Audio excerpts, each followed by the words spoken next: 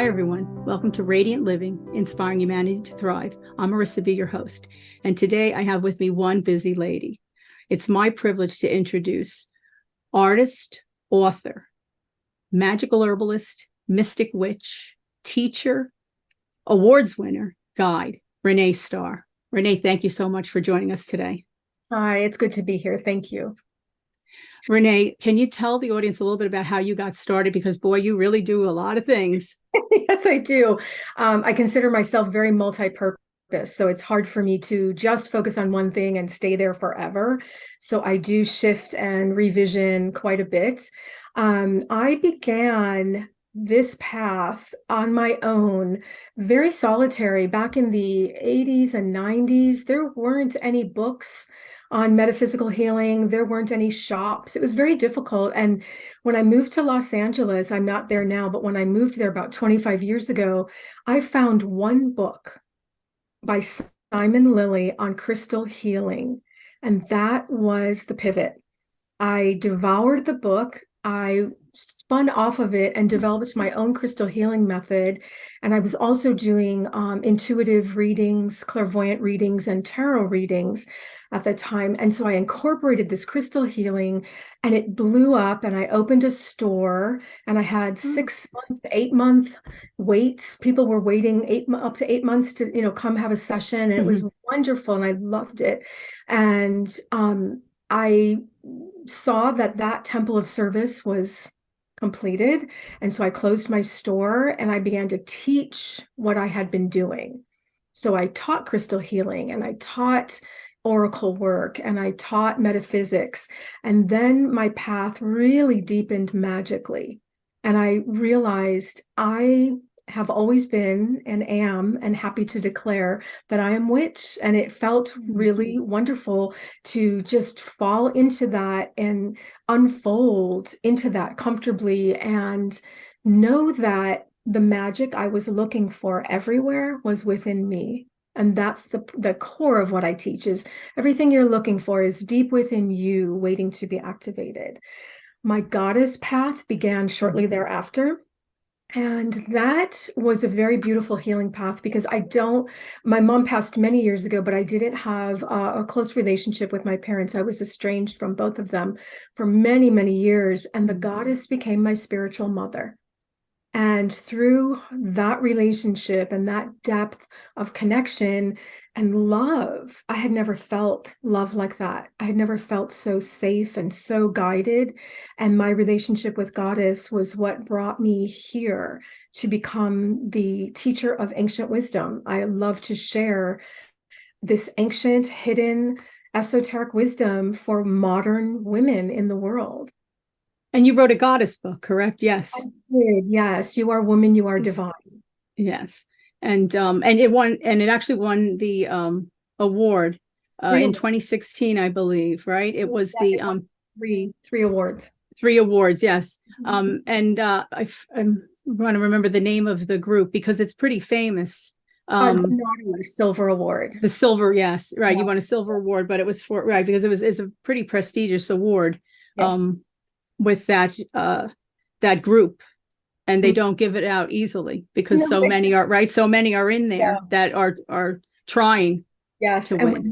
when that notice came that I had won, I was stunned, absolutely stunned. I realized then that what I felt I had to share with the world had answered me back in that moment, that yes, you are on the right path. You are doing your life purpose. You are doing what you should be doing. And yes, continue. And then the book can still be purchased. Yes. Yes. On Amazon. Amazon. I just purchased a new edition. So there's a new wonderful. Everything. Yeah. Oh, so I will definitely leave that in the description for everyone so they can search it out if they want. But I want to talk a little bit about courses, because my gosh, you offer so many courses and incredible courses. I mean, you teach over 60, 70 different courses that really are about plant, spirit, herbalism, lunar magic. Can you speak a little bit to that? I know that, I mean, I could have you on for every topic here because you really are a busy woman, but can you speak a little bit to that, because these courses are fabulous? Thank you so much. So Right before the pandemic, I had been teaching online for about 5 years on a wonderful platform called Mystery School of the Goddess. And I decided to take all of my courses and bring them onto my own platform. And as I did that, the pandemic hit. So it got lost in the tsunami of that. But what I did was I took all those courses offline. I am in the process of revisioning and repackaging and rewriting and creating new offerings. And I've created guides out of them, PDF guides. So you can Oh, go on my wonderful. yeah, you can go on my site, and the courses have been many of them have been turned into guides that you can just read at your leisure. So you're not, having the encumbrance of a course. But I am getting ready to launch some very magical, mystical things coming up in the new year. Yes. But now I do want to tell the audience that you are also traditionally trained hypnotherapist. And Yes, you do have, and you have had, right? And you've had clients. So you are in the traditional vein of hypnotherapy. And I believe you also do past life regression therapy. I do. And I developed an entire metaphysical hypnosis program that I used to teach and certify in. And every now and then it kind of surfaces back up in my consciousness. I'm like, should I offer that again? But I love past life regression. It was so fascinating to me and so fascinating to offer to people. I really enjoy it very much. I mean, I also do past life regression therapy. Oh. And I remember when I was studying it years ago, I had a professor, Dr. Anthony DeMarco, and I remember that he said one thing the first day: if you believe in past life regression therapy, it works. If you don't believe in past life regression therapy, it works. Yeah. So it's open to interpretation. It's open to healing. And Yes. ultimately, isn't that our job? We're helping people to heal. Yes. And gosh, the information you can retrieve from your past life is pretty profound. It really speaks to what you're doing right now and really helps. I'm also very interested in astrology, and I've started developing goddess astrology services. Oh, wow. And Oh, that's lovely. yeah, so I can actually go into your chart and work with many different areas and the goddess within that chart that will help you most, and then create a whole list of correspondences for you to work with her. Oh, that sounds wonderful. I always tell everyone I really wanted to learn astrology. I had a friend that was fabulous with it, and I took a course. It had to have been at least 10 to 12 weeks. I'm lucky I know Cardinal because I just couldn't comprehend it. And it really is almost a science. It's because, and mathematical, in fact. Yes, It always thrills me. It thrills me when I hear people, this must be so wonderful, this goddess astrology. yes, it's something that floated by, and I thought, how can I work with this? Like how it just floated by in my consciousness to start looking at the chart differently and start going into the more esoteric, more metaphysical, more mystical aspects, which is truly how astrology began. Astrology was a very mystical art and science. It belonged in the realm of alchemy and herbalism. In fact, they were all entwined at one point. They were not separate. So you went to a doctor in the Renaissance age and they looked at your birth chart. They wouldn't prescribe a single thing till they knew your constitution through your chart. So we've lost a little bit of that. And modern astrology is very based on the sun sign. I want to look around. I want to open cupboards and, peek around and go in. Now, you are a solitary practitioner, or are you in a group?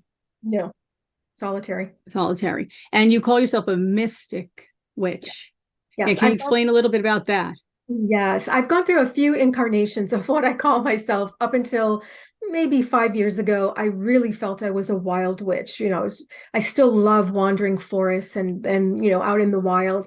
I will always love that. But as I grew older and entered more into my own crone phase, I realized I was seeking the mysticism of life. I was seeking the mysticism of magic. What is that connection to the divine that I can develop on my own? A mystic is someone who develops, seeks, and cultivates and nourishes a relationship with the divine on their own terms, no intermediaries. Yes. And it's funny that we have to come to the crone status to change. Well, I think it's part of it. I feel very affectionate towards it now. It It was difficult at first because you see so many changes. You see your body change, you see life change, you see your recognition in the world shift. Being in Los Angeles and being over 40, back when I was 40, I'm 62 now, but when I was in my 40s, I became invisible overnight, and it was very strange to do that. It's amazing. It's amazing, isn't it? Yeah. I mean, I tell my friends all the time, what the heck happened? Yeah. I mean, I'm 60 years old.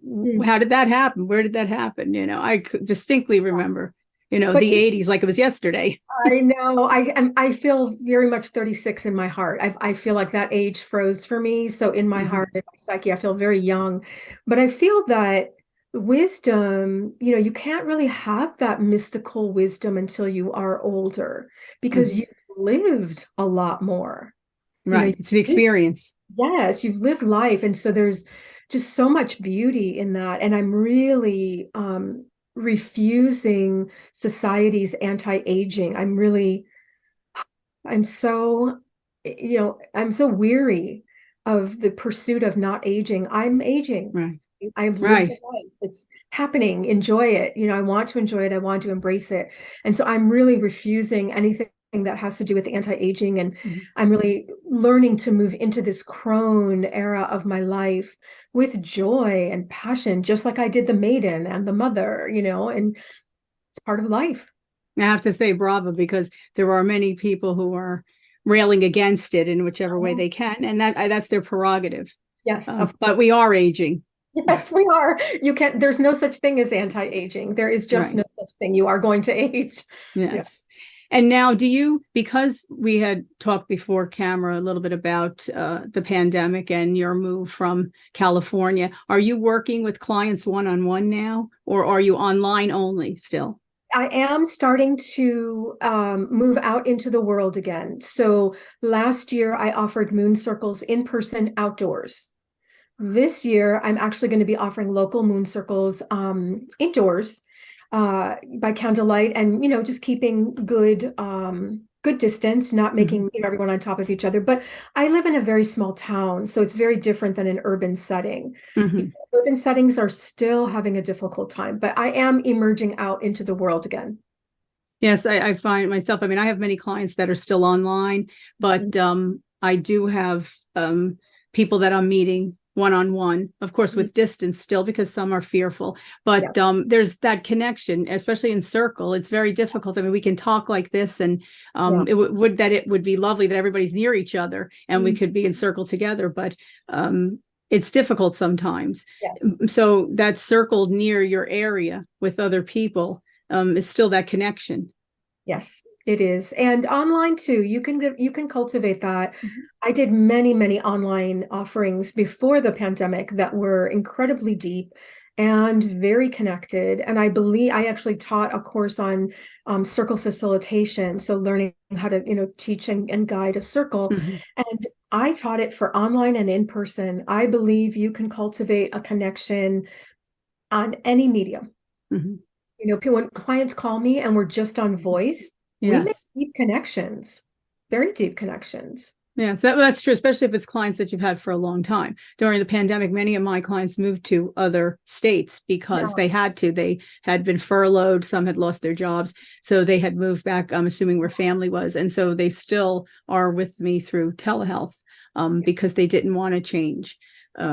So, at least I can offer that to them, and it's still a connection. But now, so tell me, you mentioned that the courses are getting a revamp, and when are they going to be out? Because there are fabulous courses that you were offering. Will you be bringing all of them back? I mean, there's so many. There's talismans, right? I think talismans and amulets and. Yeah, a lot of them. There's over 60. What I'm doing right now is looking at which ones will become guides, PDF guides, which ones I'm actually going to condense and combine into books. And which ones I will revive as courses. So that's my project right now. I'm going through a lot of organization and, revisioning and looking at all of that. So next, I'd say January, February-ish, I'm launching several. You'll start. Yeah. Now, and so of course you're going to use, you said some of them you're going to make into books. So are there other books in the works for you? Yes. So there is a triplet of the theme from You Are Woman, You Are Divine Mhm. that covers goddess. And my website is Goddess, Priestess, Witch, which are the Yes. three pillars that I live my life under. And so I did the goddess book, and then I'm going to write a book called You Are Woman, You Are Magic, of how Oh, to become. wonderful. Yeah, and so that'll be a book on you don't have to be a witch. You don't ever, if you never want to be, you will love this book because it will teach that magic within, that Well, oh, light. that's wonderful. I can't wait to read it. I can't wait to Thank read you. it. But I will tell you that I find that that term witch has gotten a bad rap. Oh, sure. And that's, there's reasons for that. There's a Right, lot exactly. of women, throughout history. We have an imbalance with the patriarchy in the world. There's no matriarchy in the world, in at least the Western world. So, Hmm. we have an imbalance, and that word witch got trampled. It became something that women, you know, they created fear around women to be magical, to be herbalists, to be healers, to be women who lived in the woods. Right. That's unfortunate. And it's funny because historically the matriarchy was first. Yes, it was.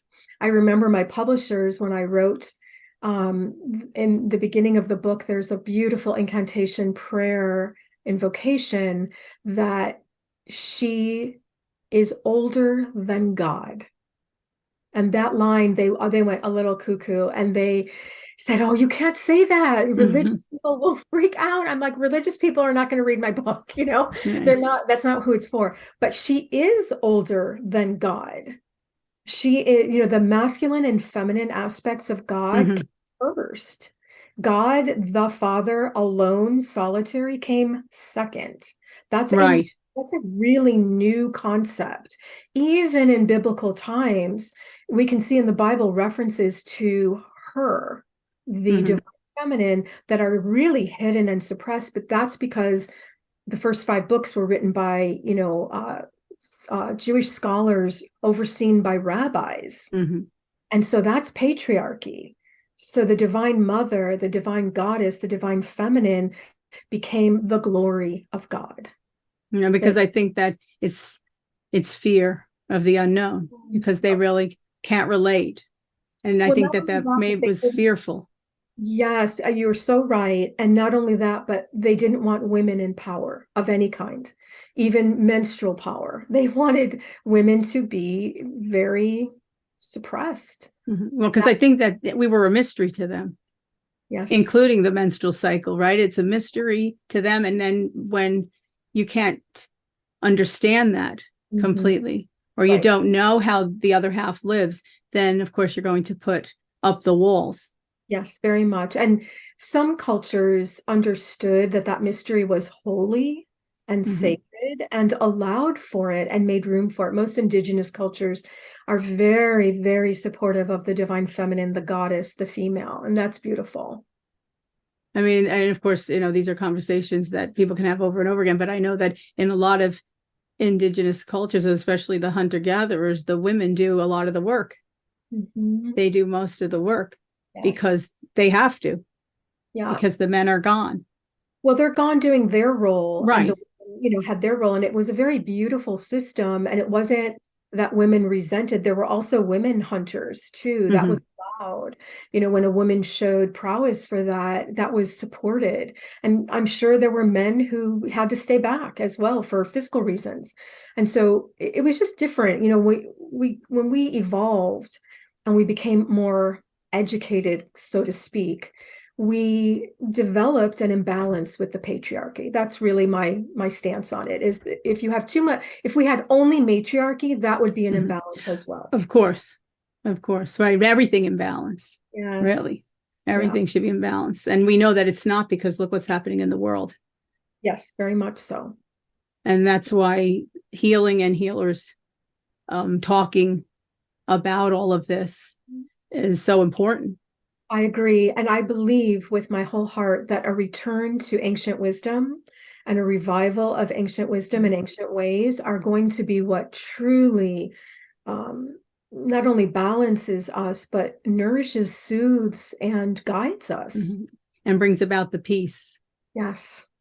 Yes. From your mouth to Goddess ears. Yes, right. Because that is something that really needs to be done. It's just, it saddens me. Of course. It actually, aside from being sad, which I am, it also shocks the absolute hell out of me that at this day and age, we still have what we have. It just does. I can't even believe that we still do this with how knowledgeable. I know. Yeah. I know. I always think that myself, how could this be to do harm to each other? It's terrible.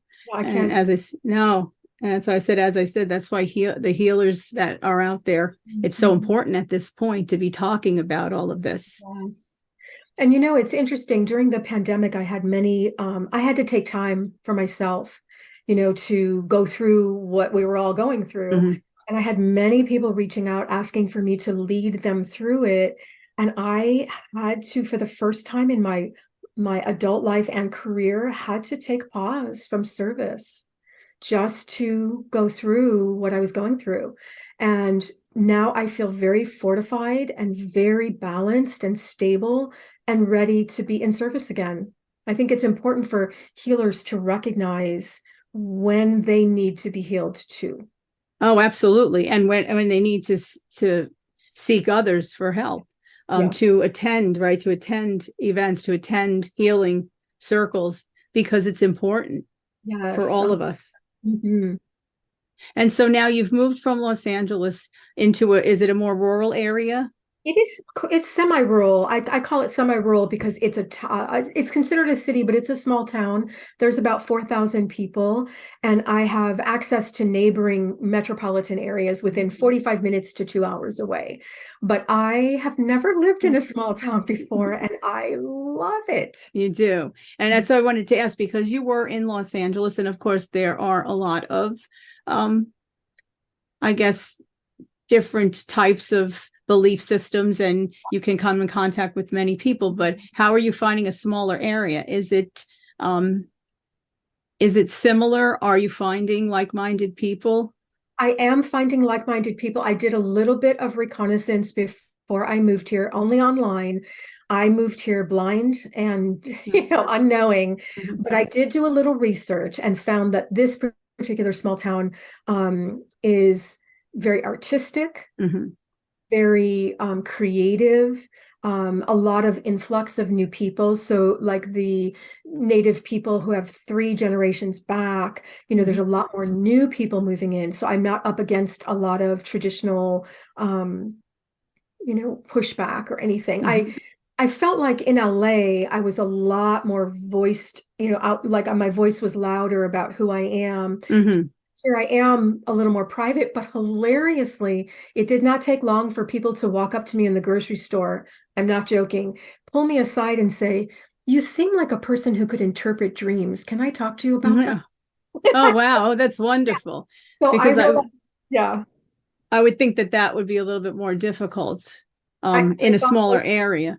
I thought so too. I thought I was going to have to kind of go back to a lot more privacy and a lot more, like inner work.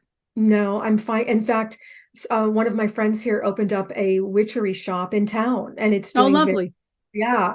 So it's wide open here. It's known, it's accepted. There's a community. There's a pagan community, a goddess community. It's very beautiful.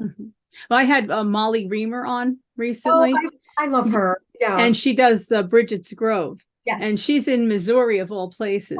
And I guess being in New York and then hearing that other people across the country, because we always hear that it's not as open, and that it could be fear, you could be in fear of expressing yourself. So when she was on, and she and her husband, they have Bridget's Grove, and she does monthly circles, and of course during the pandemic online, but opening them up again in person. And she's been doing it for many, many years. She's written 14 books, and so I was very surprised to hear that. That's why I always ask, how is it? Yes, it's interesting. I think like I've gotten to see several little towns around where I live. I live in Viroqua, Wisconsin, which is a beautiful, gorgeous little town in what's called the driftless area of the United States, where the glaciers seem to have ignored.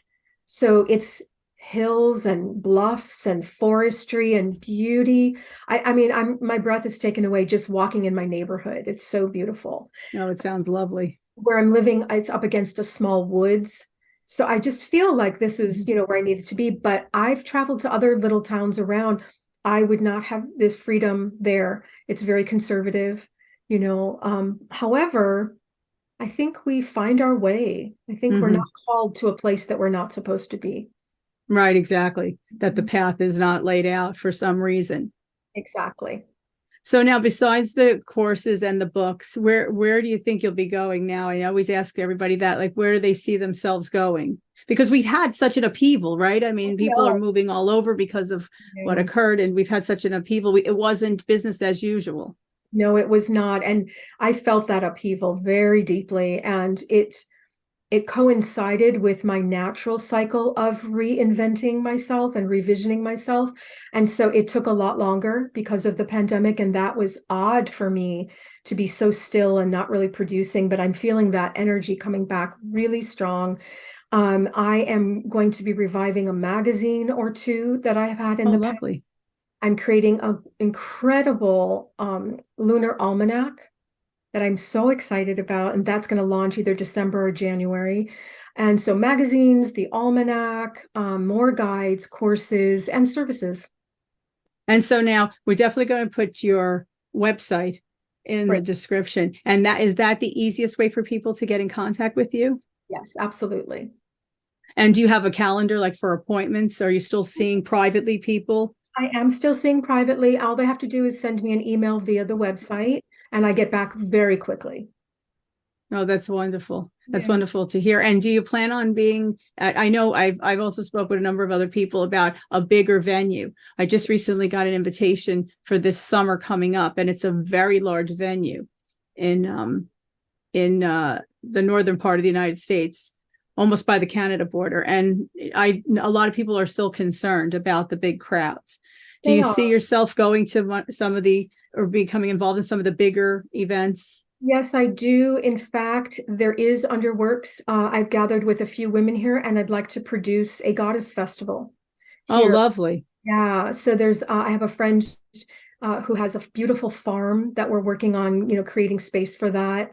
And keep me posted. I definitely will come. So I think they were doing that a while ago out in California, but they had stopped, I believe, right? Yeah, I think the pandemic really put a damper on many, many activities, but I feel like within the next year or two, the the virus itself has gotten to a place where it's like the flu, and I don't want to get into any medical or anyone's right, exactly, worry anybody or get any controversy, but back when the flu first came out, it was deadly. And now you don't ever hear someone saying, I'm not having a goddess festival because people can get the flu. Right. We're eventually going to get to that place. Yes. And I think we're going to see our new offerings are going to be attended. They're going to be attended. Oh, so you definitely will have to let me know. Yeah. I'll post that as well. Great. That'll be wonderful to attend. And you said that may happen in 2024. Is that what you're looking towards working at? Yeah, we're looking at it now. I would love to produce it by the fall of next year for the Samhain and Pagan New Year. That would be beautiful. It's iffy because here we just had a snowstorm. Oh, wow, already. Oh my gosh. We had a Halloween snowstorm. So, and now it's 60 degrees today. So, who knows what it will be like, but it's, it's never know. So October is a hard month to plan for, but we'll see. Oh my gosh, I can't imagine snow already. It was so warm the other day, and then it got cold again. But then the snow, but like you said, now it's 60, and so everything has melted. But I think it does make it difficult to plan. Yeah, exactly. Yeah. And so I'd like to know, do you have any words of wisdom to a lot of us out there, both in the healing field and those that are looking for healing, as someone who's been involved in this journey for many years? Thank you for offering that opportunity. I feel from my heart that the very best guidance I can offer is all that you seek, all that you are looking for exists deep within you, waiting to be activated, waiting to unfold. And the way we find that is by looking for it out in the world, but know that it is coming from you. So you're not alone. You are not going to find the magic and the spirituality and the healing. It exists within you, waiting for you to find it. Wonderful words, Renee. I want to thank you for that. And I want to thank you so much for taking the time to come and speak to the audience today. Thank and you. I'm looking so forward to all that you'll be doing in the future. And I definitely will let everyone know where to get your book and the books that are to come, and definitely put the information for your website. It's wonderful to go on and read everything, because I only hit the tip of the iceberg with everything that she does and all the courses that she's offered. So it's really a wonderful read on the website. Thank you so much. I appreciate it. It was lovely to be here with you today. Oh, thank you again, Renee. Thank you. Have a good afternoon. You too. Bye now. Bye-bye.